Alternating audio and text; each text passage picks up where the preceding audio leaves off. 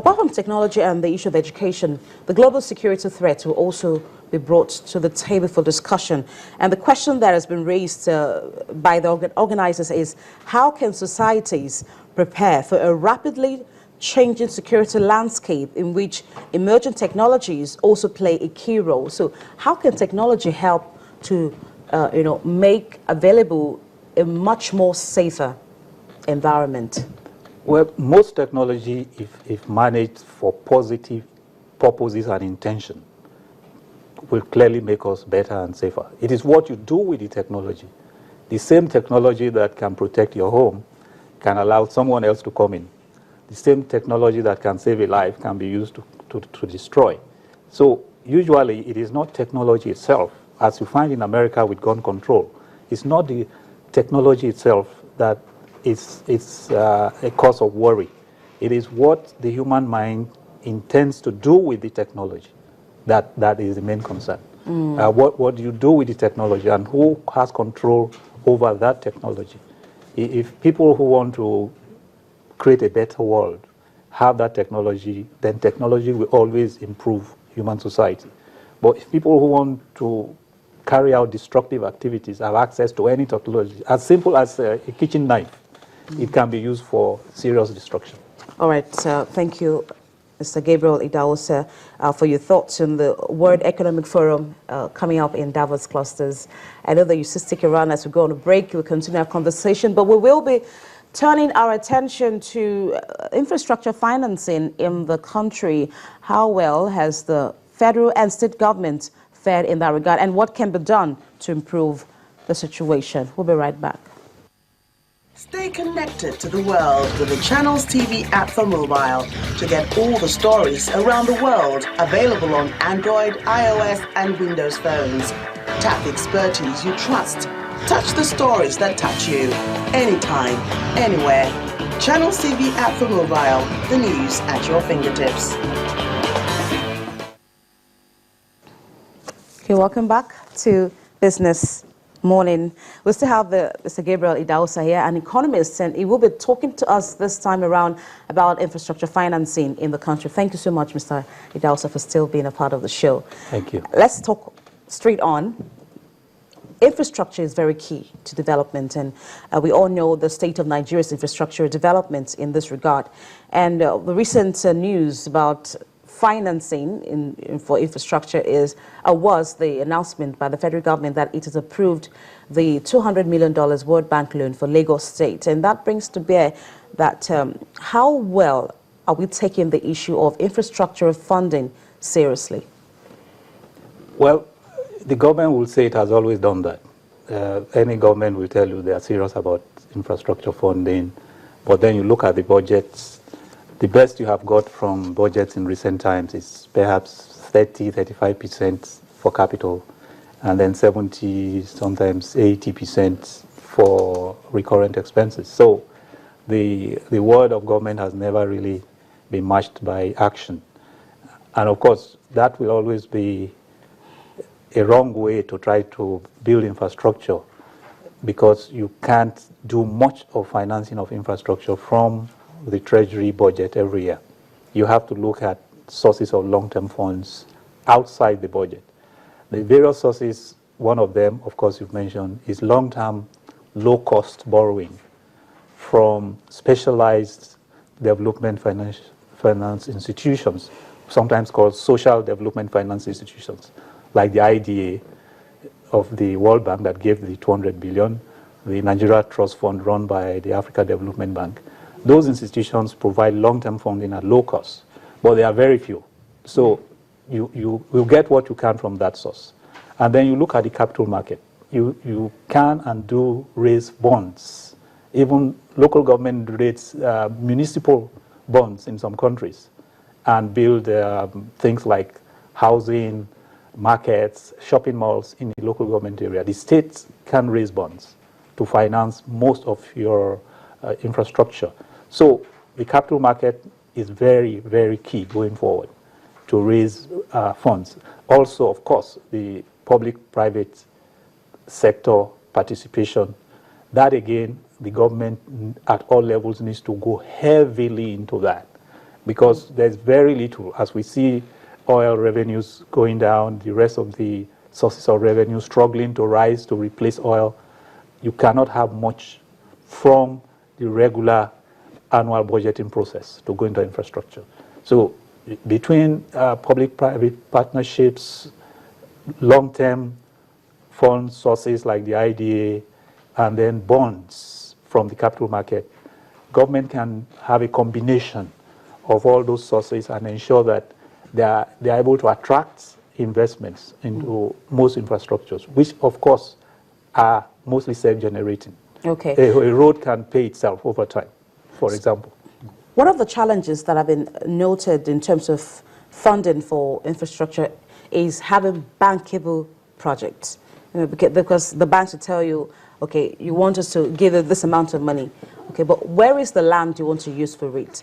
Where is the road leading to it? And I think that has been a major challenge for some of these infrastructure projects that some state government will want to go into. Can they be guaranteed by the federal government? Are they bankable projects? Well, the 200 million is a good example of what you have just mentioned. For you to get the funding, there has to be certain bankable benchmarks that you have to pass.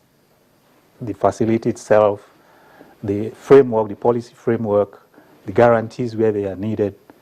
And all of this can be done at all. It's important to stress at all levels, from local to state to federal. It's possible to design and deliver bankable projects. What is missing is the political will, as was shown in the case of the $200 million that was sitting down there but was not approved by the past government. So if you have the political will at every level, it is possible to put together a bankable project. And so the important requirement is that every level of government must accept that this is the way to go. For example, some governments in Nigeria still don't believe they should do that. They still believe that they should find money within their budget to do certain things because they don't want a foreigner or somebody outside the area to control an infrastructure project. They believe that it's their birthright or it's our national commonwealth and that kind of mentality. But nobody really cares who owns an airport. When you come to an airport, you don't ask who is the owner. You want just good service at the airport. If you come to a shopping mall, you just want to get service. You don't want to know who owns the shopping mall, whether it's the local government or the federal government or a state government. If you are driving on a road and you pay a meaningful toll and you have a good road, you don't want to know whether it's owned by the federal or state or local government. So all levels of government has to get out of the thinking, this ownership thinking that we must own a road, we must own a railway line, we must own the airport, and understand that whoever is using this infrastructure is just concerned about service. They are not really concerned as to who owns anything. And once the government accepts that, then your mind is open to inviting investors from everywhere. To build a rail line from here to Sokoto and is owned by somebody you don't even know makes good business sense if it will enable passengers and goods to move very quickly between the two locations. Do you think that giving out loans to state government, for instance, can be hinged on a number of factors? Say, do you need this kind of project in your state? For instance, Lagos, we need the railroad, we need more roads, we need water systems that will help to move people from one place to the other. But some states perhaps may not need what Lagos would need. So can that be a factor to prioritizing the kind of money you give to such states in this respect? No, that's where the question about being bankable comes in. Before the lender, in the case of banks or development financial institutions, or an investor in the case of private equity and whoever is going to invest, those questions are going to be asked. How useful is it? Do you need it?